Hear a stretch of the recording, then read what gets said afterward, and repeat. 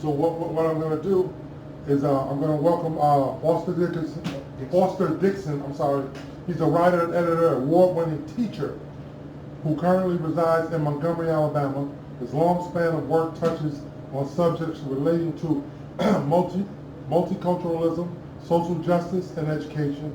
His previous works include Children of the Changing South, I Just Make People Up, Rambling with Clark Walker, and the book we brought him on to Real Talk to discuss today is called Closed Ranks, the Whitehurst Case of Post-Civil Rights and Post-Civil Rights Montgomery. Mr. Dickson, thank you for joining us today. Okay, better late than never. Just, I don't know, we're having phone problems. This is a case. This is a case that this Whitehurst case was something I heard about not too long ago, several months ago, I should say. And a lot of people outside of Montgomery really don't know a lot about it. You wrote a very interesting book, and it names names, people that are still alive, and what I want to ask you, in the context for our listeners, is just give us a brief overview of what the Whitehurst case is about. Okay, the Whitehurst case was a police shooting in 1975 in Montgomery. It was a case that happened in December on the 2nd, and the case where a white police officer shot and killed a black robbery suspect who turned out to be the wrong man. And although the police report said that they found a gun next to his body, there were later charges that came up that the gun next to his body was placed there and that gun had actually been in police possession, not in his possession.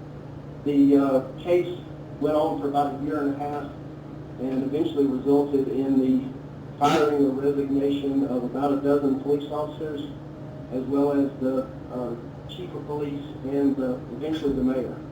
And if anybody knows anything about Montgomery, what I usually tell them is that this is the case that resulted in the election of Emory Farmer as state mayor from 1977 to 1999. Okay. Now this took place immediately after the Civil Rights Movement, right? Right. And black people who were formerly leaders and foot soldiers in the Civil Rights Movement were becoming politicians, lawyers, labor organizers, and etc. Right? So, right, that's correct. Can you describe the landscape of post-civil rights black politics and how it's relevant to the Whitehurst case? Sure. As you know, the civil rights movement proper, as historians think of it, ended in the late 1960s, and the landscape, the political landscape, especially in the South, began to change in the late 1960s into the 1970s. And in Montgomery, after various challenges to anything from public swimming pools to lunch counters, the city changed its form of government under Mayor Jim Robinson from a three-man commission, which was elected at large, with a mayor, a commissioner of public works, and a commissioner of public safety, into a mayor-council form. And the reason that was significant was that when in the late 60s and early 70s, Montgomery was about 60% white and about 40% black. So electing those three offices at large meant that there was almost no possibility for having any black representation in city government. But moving to a mayor-council form under Mayor Robinson, that meant that there could be black political representation on a city council. And in those first elections that happened in September 1975, the city elected 5 white councilmen, or councilpersons rather, who were men and women, and 4 black councilpersons. So it shifted the political landscape very much. Probably the most prominent leader that people would recognize was Joe Reed, who was later became a state senator, but at this time was a powerful figure in the state teachers union. Okay, now you just mentioned Joe Reed. Was his involvement enough to get accountability? He was of course one of 9 on that city council. He sponsored several resolutions through 1976 to settle with the family and the way he put it was to avoid protracted litigation, to keep the city out of court for a long period of time. He proposed a several $million settlement, but those were either tabled or voted down, if my memory serves, 4 times until the motions and the efforts just sort of died on the table. Okay, wow. That's, since we're talking about politicians, later on in the book towards the 80s, politicians like Donald Watkins started running for city council. Now, in your book, answering the question of why he wanted to run, it says, his answer, while intelligently stated, was burnt and clear. He saw an opportunity to effect positive change from inside the city government rather than outside of it. Were he and other politicians successful? No, they weren't. Donald Watkins was not in that first round of city council persons that was elected. He was in the second round. The first round of city council elections happened in 1975, and Watkins was elected in 79 and served until 83, when he moved to Birmingham and sort of began the track that he's famous for now. But he also tried a sort of ground level approach. Watkins was the family's lawyer in their failed federal suit. Right. So his efforts toward gaining justice for the Whitehurst family specifically really moved on after the failure of that case, first in 1976, and then the final appeal was closed off in 1979, right before he was elected. Okay. Now, your book describes a police murder followed by a police cover-up, right? Now, despite the embarrassment, the resignations, the firings, no one was ever convicted, right? No, sir. The only charges that were filed against any officers were a series of perjury charges against 3 officers. One officer had 2 mistrials, and then the charges against the other 2 officers were not pursued. Then State Attorney General Bill Baxley worked with the city government to make a sort of a deal to have the officers take lie detector tests, but no one was ever charged with murder or anything related to Bernard Whitehurst's death. Oh, go ahead, Antoine. Yeah, can you describe what the role of the police was in pre-Civil Rights and post-Civil Rights Montgomery, and whether there's been any differences in that role over time? Sure. Well, of course, in pre-Civil Rights Montgomery, you had segregation was the law of the land, so if you want to look at it in blunt or even more brutal terms, the police were the enforcers of the law. They were law enforcement, so they enforced the laws of segregation and Jim Crow. There's a myriad of anecdotes and stories about how those things happened. Probably the most famous in Montgomery was the attack of the Freedom Riders in 1961 at the bus station there downtown. But of course, in post-Civil Rights Montgomery, those roles, they shifted because there was no longer a legalized segregation to enforce. So the shift from a segregation-based law system into a law system more like we think of today changed the police's roles, because skin color should have no longer been a factor in the way police handle things. What? Wow. Now, you said it should have, but what really has changed? Has anything really changed? Well, that's a question I delved into. Of course, I was a very small child when this happened, so I don't have any personal experience to say what 1975 or 77 or 79 were like. I was a small child in the 70s, but I think the general agreement is that in some ways things have changed and in some ways things haven't. Of course, Montgomery had the Greg Dunn case recently, and that occurred while I was writing the book. I wrote about that briefly toward the end, and that remains unresolved. And it's gone on really longer than the Whitehurst case has gone on. So I can't say personally if I know things have changed because I don't have a frame of reference. Right. But the people that I spoke to seem to say that some things changed very much while others not at all. Oh, yeah.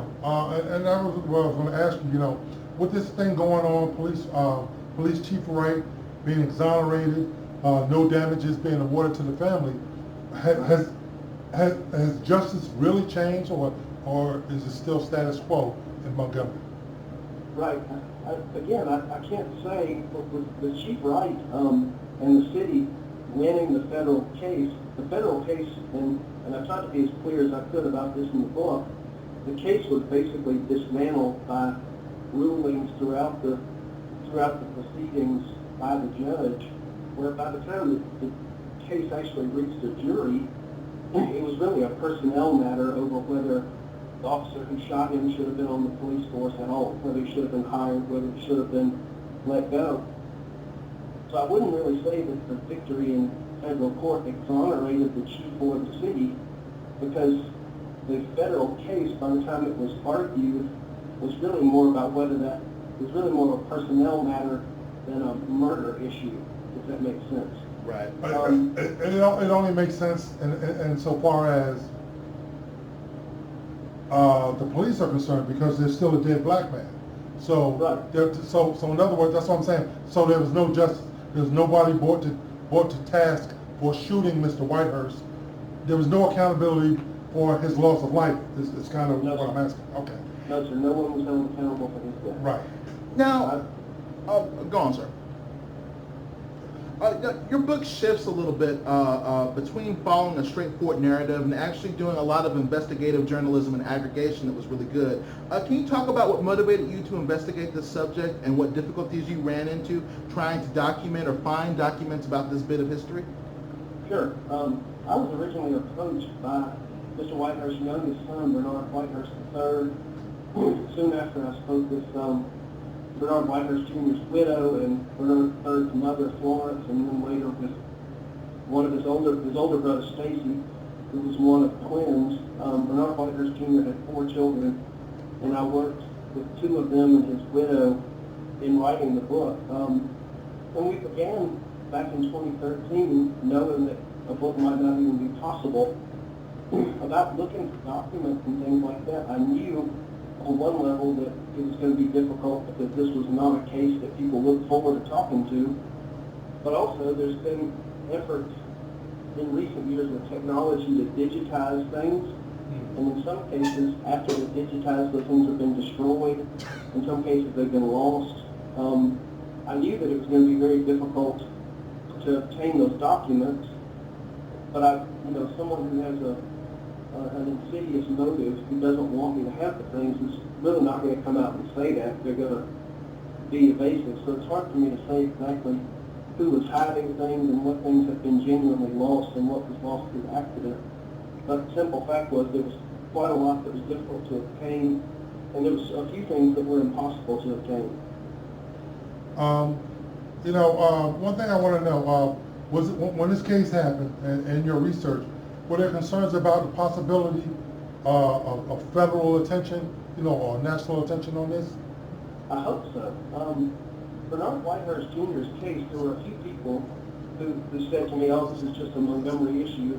And I said, well, if that's the case, then, then for instance, Eric Garner was just a New York issue, or Michael Brown was just a Ferguson issue.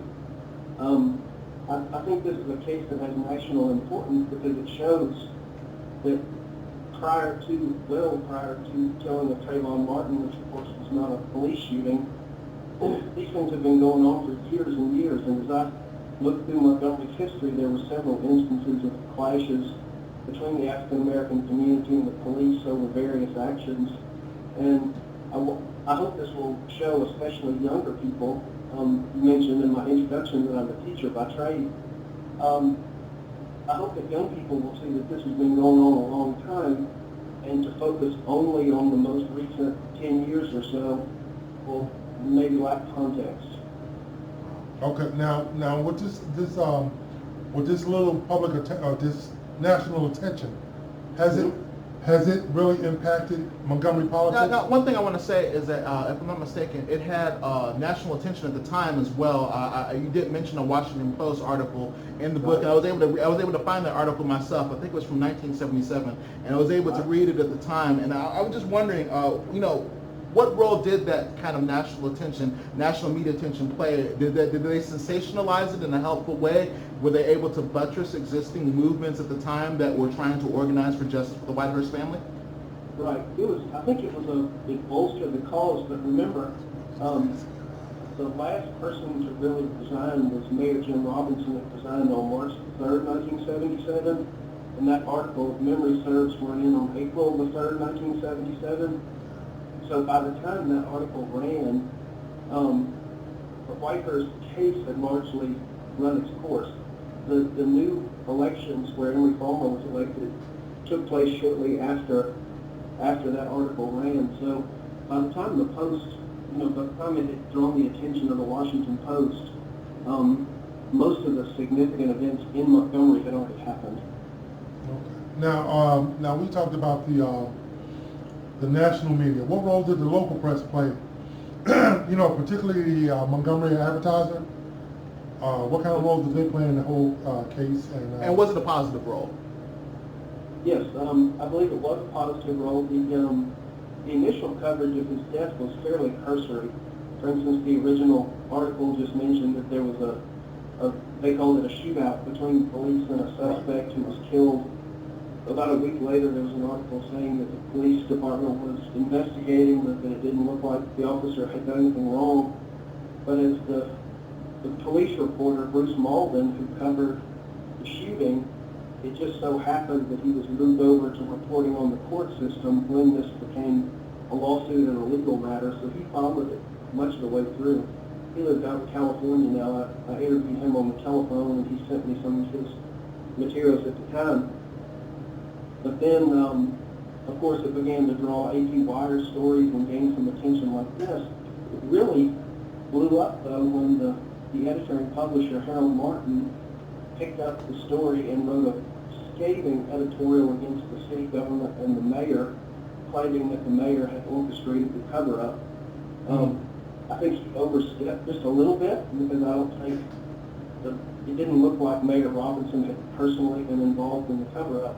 It looked more like the way Joe Reed assessed it, which was largely unable to handle the situation that was under his auspices.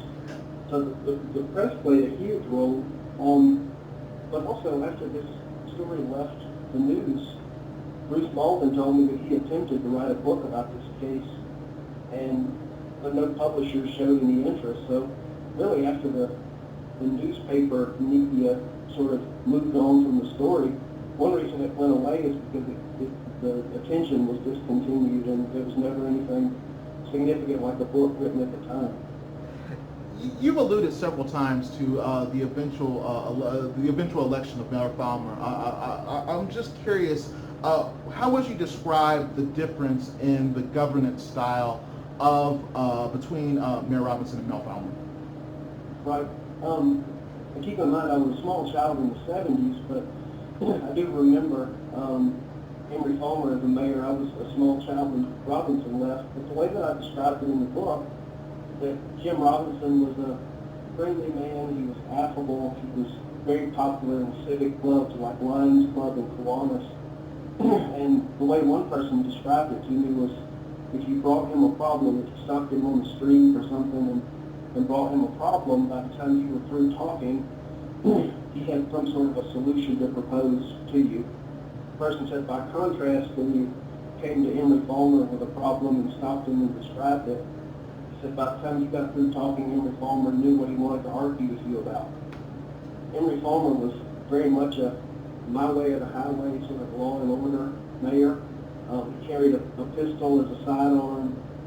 He was very much sort of a strongman sort of leader of the city.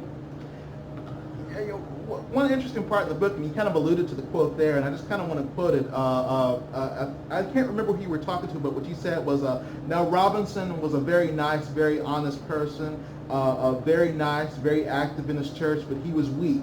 He was not a genius. He wasn't dumb, but he wasn't a genius.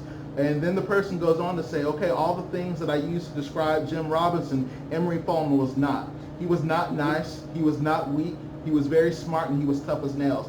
Now, you alluded to him being a kind of law and order type person, but you also described the way the police was kind of run at the time. You described it as kind of a military junta of sorts. Can you elaborate on what the experience of that was like? Whether, I don't want to go so far as to say it was a fascist context, but it seemed to be a context where there was at least understanding that the police had a role to maintain certain kind of structures for how the races behaved amongst one another. And I just wanted you to describe a little bit what that was like and what that meant at the time. Okay. The quote that you read from came from Bill Baxley, who was the state's attorney general at the time, who's now an attorney in private practice in Birmingham. I would also allude to another part of the book that where I talked to Attorney Julian McPhillips in Montgomery about the case, and he said one of the interesting things when he returned to Montgomery after working on Wall Street was that it's like everybody had to be either pro-Whitehurst or pro-police. That there was nobody in the middle. There didn't seem to be any moderate position. It was either or. And Emory Fulmer was definitely very much pro-police. He made that clear. He was elected in a landslide. There were more than 40 candidates in that special election to replace Mayor Robinson, and he won with a significant portion of the vote, even though there were 4 candidates when the final election happened. He was a popular man, but he was also popular in certain segments of Montgomery. He was a wealthy real estate developer. So people in Montgomery, in my experience, tended to either like Emory Fulmer very much or not like him very much. I think there were people in the middle, but the experience I had living in Montgomery in the 80s and 90s was that he was sort of a my way or the highway. This is what I'm going to do. This is how things are going to happen. And if you don't like it, then I swear I hate that for you. He was a very conservative person. He was really one of the earliest powerful Republicans in the late 20th century. He ran for governor against George Wallace in 1982. So he had tremendous political power in the late 70s, up into the 80s. By the 90s, he was a little more of I would say, an institution. But through the 70s and 80s, he was a very powerful man. This may be outside of the purview of both the book and kind of the subject matter, but I'm curious about what your thoughts on what the legacy of Mayor Fulmer's reign, as one could put it, has been. What have been the trickle-down consequences of that kind of arrangement, and whether the stamp of Fulmer's politics is still felt in Montgomery today? Right. I heard I lost you a little bit on the question, but I understood the basis of it. What is Fulmer's legacy in transforming Montgomery? Right. And what parts of his legacy are still felt today? Well, Mayor Fulmer, keep in mind, he was mayor for 22 to 3 years. He was around 23 years.